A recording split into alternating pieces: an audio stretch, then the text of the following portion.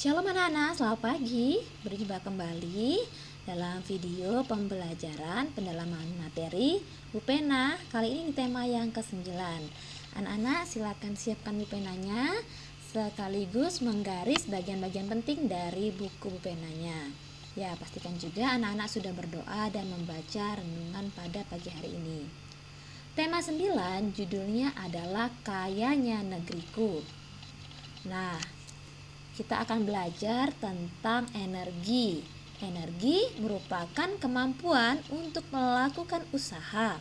Energi tidak dapat diciptakan atau tidak dapat dimusnahkan. Nah, energi berasal dari sumber energi. Contoh ini ombak dapat dijadikan sebagai sumber energi alternatif. Nah, karena saat ini bahan bakar semakin menipis sehingga dibutuhkan energi alternatif, yaitu energi pengganti bahan bakar seperti bensin, solar, dan lain sebagainya. Perhatikan skema pemanfaatan energi air. Ini adalah pemanfaatan energi air.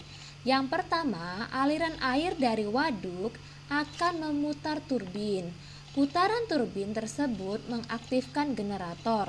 Generator akan menghasilkan energi listrik. Nah, ini waduknya anak-anak. Waduk ini akan memutar turbin. Turbin itu alat yang akan membuat atau mengaktifkan generator. Nah, di sini generatornya ya.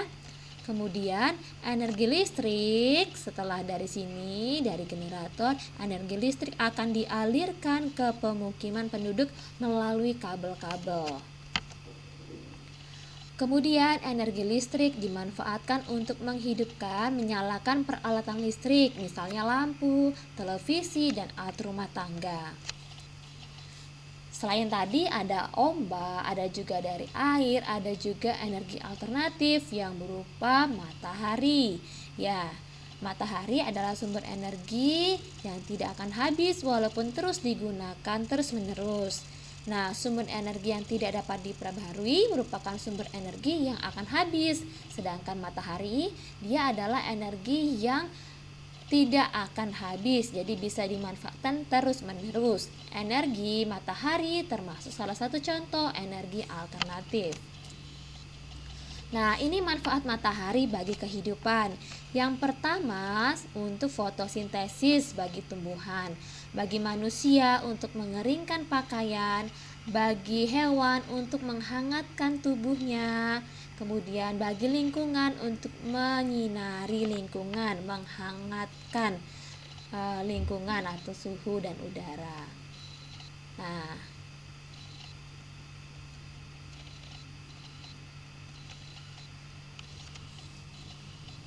sumber daya alam yang ada di lingkungan kita bermacam-macam. Tadi matahari juga sumber daya alam yang bisa diperbarui, yang tidak pernah habis ya. Nah, kemudian ombak tadi juga sumber daya alam. Sumber daya alam itu apa? Segala sesuatu yang ada di alam dan dimanfaatkan untuk memenuhi kebutuhan manusia. Dikelompokkan menurut lokasinya dan sifatnya. Lokasinya ada sumber daya alam darat dan sumber daya alam perairan. Sedangkan menurut sifatnya yaitu sumber daya alam yang dapat diperbaharui dan tidak dapat diperbaharui. Nah, sumber daya alam ini mempengaruhi kegiatan ekonomi masyarakatnya. Jadi, perbedaan kegiatan ekonomi masyarakat berdasarkan kondisi atau tempat tinggalnya. Misalnya, masyarakat yang tinggal di sekitar pantai biasanya berprofesi sebagai nelayan, petani kelapa, ataupun penjaga pantai. Nah, tadi berkaitan dengan profesi. Ada profesi ya kalau di kota-kota besar ya, di daerah perkotaan ada yang berprofesi sebagai wartawan. Wartawan itu apa? Nah, ini ya, wartawan itu orang yang melakukan wawancara. Sedangkan ini adalah seorang kameramen. Nah, untuk melakukan wawancara, anak-anak harus tahu dulu. Wawancara itu kegiatan tanya jawab antara penanya dan pemberi informasi. Langkah-langkahnya. Nah, misal anak-anak besar nanti mau menjadi seorang wartawan. Nah, pertama, fokus kepada hal yang ingin ditanyakan. Kemudian membuat daftar pertanyaan, menentukan narasumber, melakukan wawancara, mencatat hal penting, dan membuat kesimpulan hasil dari wawancara.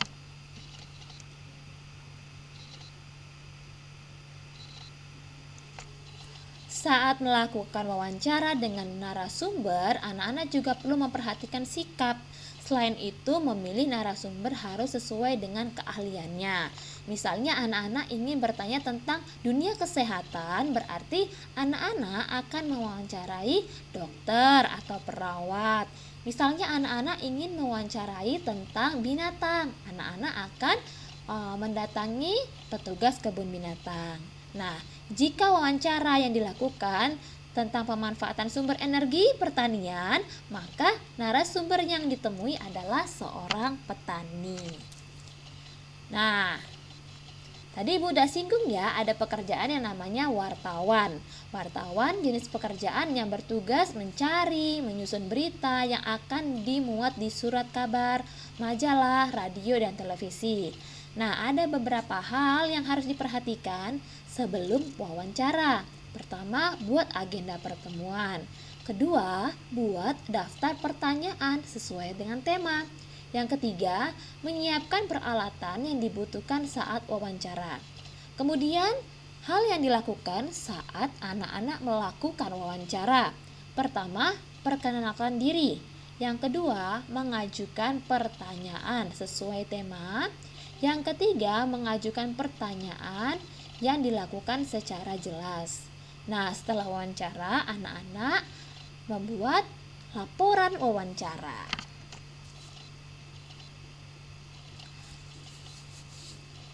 Nah, seandainya anak-anak disuruh untuk membuat pertanyaan wawancara berdasarkan teks berita, langkahnya adalah mempersiapkan pertanyaan untuk narasumber. Kemudian, untuk membantu menentukan narasumber dan pertanyaan yang tepat, anak-anak dapat membaca teks tersebut terlebih dahulu. Contoh misalnya ada teks konservasi bekantan di Indonesia. Anak-anak baca dulu teksnya, ya. Kemudian anak-anak bisa buat pertanyaan dari teks tersebut ya, yang berkaitan dengan topik yang akan anak-anak tanyakan. Nah, tadi anak-anak belajar tentang sumber daya alam yang berkaitan dengan lingkungan kita. Maka anak-anak mempunyai hak dan kewajiban terhadap lingkungan. Lingkungan yang asri, nyaman, dan aman merupakan lingkungan yang diinginkan oleh setiap orang. Nah, hak itu adalah sesuatu yang kita dapatkan setelah kewajiban. Kewajiban adalah sesuatu yang harus kita kerjakan. Nah, nelayan memiliki hak untuk mendapatkan ikan. Tetapi ingat, kewajibannya adalah nelayan tidak boleh merusak terumbu karang ya, supaya ikan-ikan ini dapat terus berkembang biak dan semakin banyak ada di lautan. Nah, kemudian ini contoh hak lagi ya, contoh hal yang dapat dimanfaatkan dari laut. Hak yang didapat dari laut selain tadi ikan, dapat digunakan untuk pembangkit listrik, sumber garam, sumber makanan, dan tempat penelitian. Nah, semua warga negara Indonesia berhak untuk menikmati sumber energi yang berasal dari laut. Jadi anak-anak harus menjaga lautan kita. Jangan mengotorinya dengan sampah, dengan limbah ya, sehingga laut kita ini tetap memberi manfaat yang banyak bagi masyarakat Indonesia ya. Ini caranya. Yang pertama, tidak menggunakan bahan peledak, pukat harimau atau racun saat menangkap ikan. Yang kedua, mengganti penggunaan kemasan berbahan dasar plastik. Karena plastik ini sangat susah terurai. Jadi, sampah plastik ini nanti akan terbawa, misalnya anak-anak buang di lingkungan sekitar, di siring ya, atau di sungai, sampah itu akan terbawa sampai ke laut. Di laut sampah ini tidak bisa terurai. Tidak bisa terurai itu tidak bisa membusuk. Nah, sampah-sampah ini mencemari laut ya. Bisa juga termakan oleh hewan laut. ada beberapa hewan laut yang akhirnya mati karena mereka menelan plastik, sampah plastik yang ada di lautan ya. Kemudian yang dilakukan adalah supaya menjaga sumber energi laut, mengurangi penangkapan hewan laut secara berlebihan, kemudian ikut dalam merawat kebersihan laut dan pantai. Menanam tanaman bakau di sekitar pantai. Ya, tanaman bakau itu tumbuhan yang ada di sekitar pantai. Nah, kemudian setelah anak-anak melakukan perawatan terhadap lingkungan, kalau tadi terhadap laut, apa hak anak-anak? Nah, bila lingkungannya itu hutan, maka anak-anak akan mendapatkan hak udara yang segar, keindahan hutan, kayu pohon, kemudian bisa memanfaatkan tumbuhan sebagai bahan makanan dan obat. Tapi ingat, ada kewajiban yang harus anak-anak lakukan, yaitu melakukan reboisasi, tidak menebang pohon secara berlebihan, atau menggunakan sistem tebang pilih tanaman, ya, tidak membuka lahan tambang secara berlebihan. Nah, untuk sungai, hak anak-anak adalah menggunakan air untuk mandi, mencuci, kemudian untuk transportasi, untuk pengairan sawah sebagai pembangkit listrik. Kewajibannya mengolah limbah sebelum dibuang ke sungai. Lebih baik limbah tidak dibuang di sungai ya, diolah kembali sehingga tidak mencemari lingkungan. Kemudian kewajibannya menanam tumbuhan di sepanjang sungai, tidak mendirikan bangunan di sepanjang tepi sungai, dan tidak membuang limbah dan sampah ke sungai. Nah, anak-anak, untuk membuat HSBDP, anak-anak masih ingat menyanyikan lagu sesuai dengan tempo. Nada adalah bunyi yang beraturan dan memiliki frekuensi tertentu. Keterangan tempo biasanya terletak pada bagian kiri atas. Contoh lagu Kebunku memiliki tempo moderato, artinya sedang. Lagu ini tidak terlalu cepat atau terlalu lambat.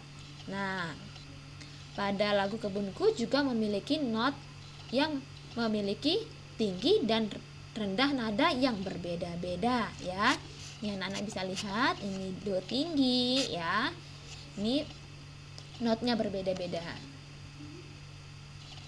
Nah, untuk menyanyikan lagu, anak-anak perlu perhatikan tempo. Tempo cepat lambatnya lagu, sedangkan nada yaitu bunyi yang teratur.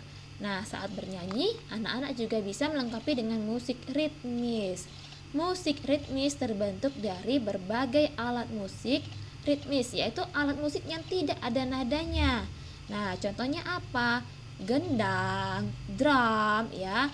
Kemudian contohnya tepuk tangan anak-anak itu sudah termasuk musik ritmis ya. Kalau pianika itu alat musik melodis karena dia menghasilkan nada. Nah, demikian penjelasan Ibu pada hari ini. Anak-anak baca kembali nanti dari buku penanya supaya semakin memahami pembelajaran kita. Selamat pagi, Tuhan memberkati. Shalom.